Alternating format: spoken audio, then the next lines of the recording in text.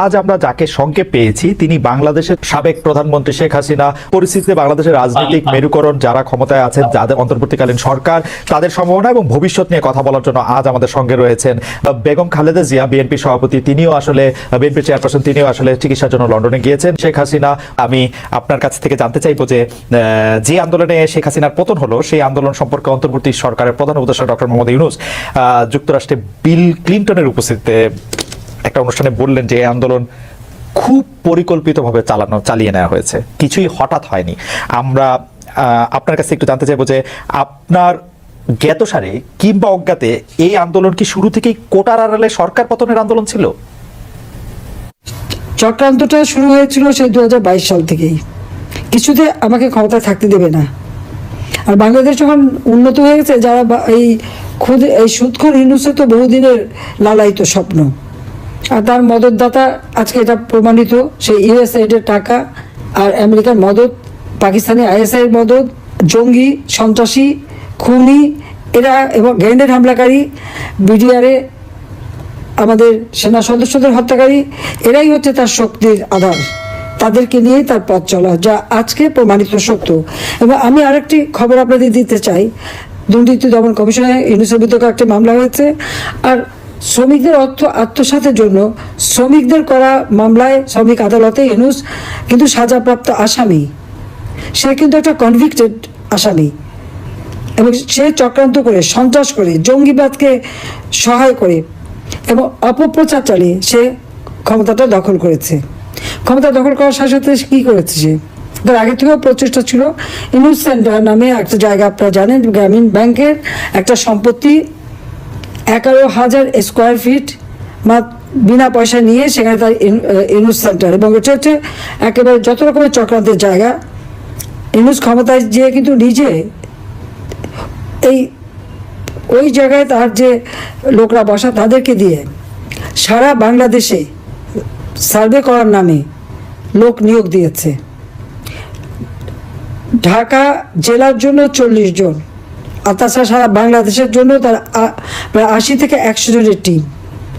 বিভিন্ন জেলায় জেলায় তাদের দায়িত্ব, যেখানে সিটি কর্পোরেশন বা পৌরসভা আছে সেই জায়গার জন্য বেশি করে লোক নিয়োগ, এবং ইউনিয়ন পর্যায় পর্যন্ত সে লোক নিয়োগ দিয়েছে। যাদেরকে সে টাকা দেয় তাদের হাতে মোবাইল ফোন, একদম স্মার্টফোন, তাদের হাতে কম্পিউটার, এবং সমগ্র বাংলাদেশের সমস্ত তথ্য দিয়ে তারা পাঠায়। এই তথ্যের যে তথ্যগুলি সে সংগ্রহ করে যাচ্ছে সেটা হচ্ছে আওয়ামী লীগের নেতারা কে বেশি জনপ্রিয়, অতীতে কে জনপ্রিয় ছিল, বা এমপি ছিল, বা চেয়ারম্যান ছিল, বা কি ছিল, বা ভবিষ্যতে কে হবে, আর বর্তমানেও কে আছে। এই সমস্ত তথ্যগুলি সংগ্রহ করা, বিত্তশালী সম্প্রদায় কাকে সমর্থন দেয়, আওয়ামী লীগকে দেয় না কাকে দেয়, তাদের তথ্য সংগ্রহ করা, এবং আওয়ামী লীগ, বিএনপি, জাতীয় পার্টি, জামাত কার কোথায় কি অবস্থা, ভোটের কি অবস্থা, এই সমস্ত তথ্য সংগ্রহ করার জন্য তার কিন্তু এজেন্ট নিয়োগ করা আছে। এছাড়া সে যে বিশাল গুন্ডা বাহিনী পারে, 1000 মোটর সাইকেল তাদেরকে দেওয়া হয়েছে, এবং তাদের হাতে স্মার্টফোন, এবং কয়েকটা মাদ্রাসা, কিছু ইউনিভার্সিটি, 35টা কলেজ ইউনিভার্সিটির কিছু ছেলে মেয়েকে সে টাকা দিয়ে পেলে পুষে রাখে, এবং তাদেরকে দিয়ে যত অঘটনগুলি ঘটায়। এবং এটা যে তার একটা সেই মানে সূক্ষ্ম পরিকল্পনার ফসল, সেটা সে নিজেই বলে ফেলেছে বিল ক্লিনটনের অনুষ্ঠানে। খুব খুশি মনে হাত বা নাচিয়ে বলল যে এটা এখানে ছাত্র না, জনত না, এটা হচ্ছে তার ম্যাটিকুলাস ডিজাইন করা মাস্টার মাইন্ড দ্বারা এই এমন ঘটনা ঘটিয়েছে যে শেখ হাসিনাকে ক্ষমতা থেকে ঘটিয়ে সে অবৈধভাবে জোর করে ক্ষমতাটা দখল করে নিয়েছে, মানে ডাকাতি করে ক্ষমতা নেওয়া, এবং ক্ষমতা নেওয়ার পরই আওয়ামী লীগের উপরে যত রকমের অত্যাচার, আর এই অত্যাচারে আরও উৎসাহিত হয়ে বিএনপি আর জামাত তো আছেই। কারণ জামাতের কথা হচ্ছে আমরা যুদ্ধাপরাধীদের বিচার করেছি, যেখানে জিয়াউর রহমান যুদ্ধাপরাধীদের মন্ত্রী করেছিল, আর যারা সাজাপ্রাপ্ত আসামি তাদেরও ছেড়ে দিয়েছিল। গোলাম আজম পাকিস্তানি পাসপোর্ট নিয়ে পাকিস্তানে ছিল, তাকে আবার ফেরত এনেছিল, তাদের আমরা বিচার করেছি, কাজে সে প্রতিশোধ দেবে। আর জাতির পিতা বঙ্গবন্ধু শেখ মুজিবুর রহমানের হত্যাকারীদেরকে জিয়াউর রহমান ইন্ডেমনিটি দিয়েছিল, দায় মুক্তি, তাদেরও বিচার করেছি।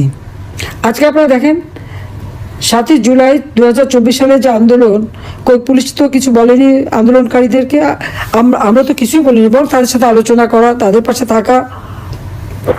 মেয়েরা যখন পথে নেমেছে তাদের নিরাপত্তা, ওই মেয়েরা যখন স্লোগান দেয় শেখ হাসিনা পদত্যাগ চায়, আর আমি তখন তাদের নিরাপত্তা দেই যে তাদের জন্য কোনো রকম অসুবিধা না হয়। আজকে তাদের অবস্থাটা কি? এখন মেয়েরা ঘর থেকে বেরোতে পারে না। তারা এমনই আন্দোলন করলো, এমনই স্বাধীন করে ফেললো দেশ যে এখন নিজেরাই ঘরবন্দি।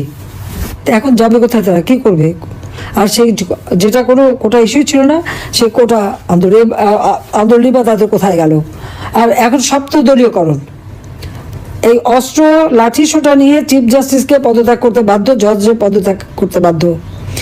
কোনোদিন এই অবস্থায় কখনো বাংলাদেশকে ভাবতে পারেনি। শিক্ষকদের চাকরি থেকে বের করে দিচ্ছে, ইউনিভার্সিটি, কলেজ, স্কুল সব জায়গায় ছাত্রছাত্রীদের অপমান করাচ্ছে, প্রতি পদে পদে চরমভাবে মানবাধিকার লঙ্ঘন করে যাচ্ছে। বাড়িতে ছোট শিশু তা থাকা সত্ত্বেও বাবা মাকে গ্রেপ্তার করেছে, বাবাকে তাকে মাকেও। তো বাচ্চাটাকে কে দেখবে? কি হবে তার? 93 জন আইনজীবীর বিরুদ্ধে মামলা তারা সারেন্ডার করেছে, তাদের জামিন দেবে না। কিছু জামিন দিয়েছে, কিছু দিচ্ছে না। মানে আপনি যে বিচার চাইবেন সেই সুযোগটাও নাই। আইনজীবীদের এইভাবে গণহারে মামলা দেওয়া, গ্রেপ্তার করা, পৃথিবীর কোনো সভ্য দেশে এরকম ঘটনা ঘটে বলে আমার তো জানা নেই, আমি তো দেখিনি। কাজে বাংলাদেশে আজকে কি? আইনের শাসন নাই, ন্যায় বিচার পাওয়ার অধিকার নাই, নারীদের কোনো স্বাধীনতা নাই। এবারে ঈদে শ্রমিকদের কান্নায় ভরা, 1100 ইন্ডাস্ট্রি বন্ধ, শ্রমিকদের কাজ পায় না। তার উপর আবার আওয়ামী লীগের নেতাকর্মীদের ঘর বা বসত বাড়ি, ব্যবসা প্রতিষ্ঠান, তাদের গরুর খামার, মৎস্য খামার, মুরগির খামার, ফলের বাগান সবই ধ্বংস। দোকানপাট যা ছিল একেবারে সব ভেঙে চুরিয়ে লুটপাট করে জ্বালিয়ে পুড়িয়ে নিঃস্ব করে দিচ্ছে। কেন? আওয়ামী লীগ যেন আর কোনোদিন মাথা তুলে দাঁড়াতে না পারে, এটাই তাদের চেষ্টা। হাজার হাজার ছাত্রছাত্রীরা আজকে লেখাপড়া করতে পারে না, ডিগ্রি কেড়ে নেয়, তাদেরকে পড়াশোনা করতে দেবে না। একটা মেয়ে পরীক্ষা দিতে গেল, তাকে কিভাবে লাঞ্ছিত করলো, তাকে যারা মারলো, চুল ধরে টেনে মাটিতে ফেললো, পুলিশ দাঁড়িয়ে থাকলো, সেনাবাহিনীর সদস্য দাঁড়িয়ে থাকলো, অপরাধীদের কিছুই বললো না, আর যে মার খেলো সেই মেয়েটাকে ধরে নিয়ে জেলে পড়লো। এই পুলিশ, সেনাবাহিনী হোক, প্রশাসন হোক, জনগণের ট্যাক্সের টাকা তারা বেতন পায়, আর তাদের সকলেরই আমি কিন্তু জীবন মান উন্নত করে দিয়েছি, বেতন ভাতা বাড়িয়ে দিয়েছি। কিন্তু এখন কি দেখলাম, তাদের কাছ থেকে জনগণ ন্যায় বিচার পেতে পারে না। এটা কোন ধরনের অবস্থা? এখন ইউনিয়ন পর্যন্ত এজেন্ট লাগিয়ে দিয়ে হাজার হাজার টাকা কোটি টাকা খরচ করে ইউনুস এখন কীভাবে আওয়ামী লীগ, 14 দল, মুক্তিযোদ্ধা, তাদেরকে নিঃস্ব করে দেওয়া, তাদেরকে ধ্বংস করে দেওয়া, সেই চেষ্টাই করে যাচ্ছে। আর তার দোষর জঙ্গি, সন্ত্রাসী, খুনি, দুর্নীতিবাজ, অবৈধ অস্ত্রধারী এবং জেলখানা থেকে তাদের সবাইকে মুক্তি দিয়েছে। গেলেন হামলাকারী থেকে শুরু করে কেউই বাদ নাই, মুক্তি দিয়ে জেল ভরে ফেলেছে আমার আওয়ামী লীগের নেতা কর্মী দিয়ে। সবচেয়ে বড় কথা, পিটিয়ে মানুষ হত্যা করা, এমনকি আইনজীবীকে পিটিয়ে হত্যা করলো, মাথা কোপানো, মানে বর্বরতা।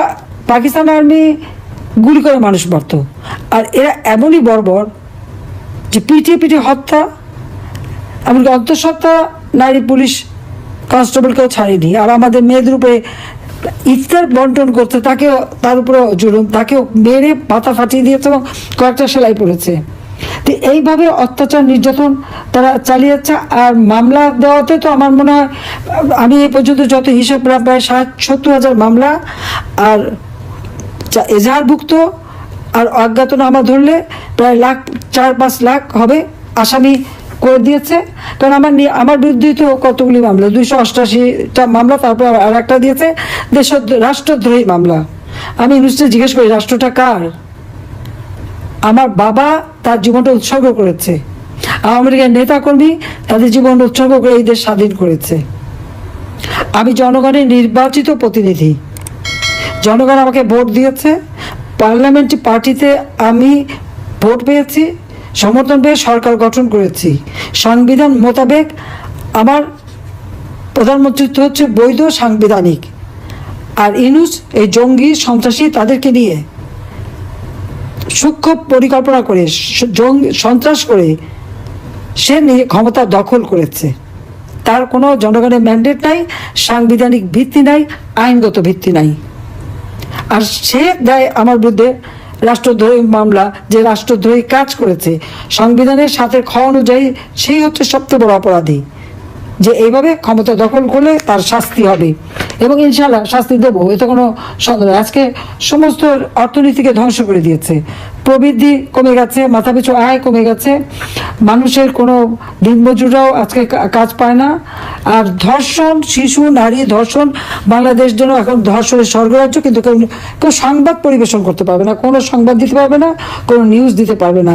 যে নিউজ দিতে যাবে, যে সংবাদ পরিবেশন করবে, তার বিরুদ্ধে ব্যবস্থা নেবে। সেখানে তার এজেন্ট বসানো আছে। এই যে কত এজেন্ট পালে, এটাই হলো সবথেকে বড় কথা, যে এইভাবেই সে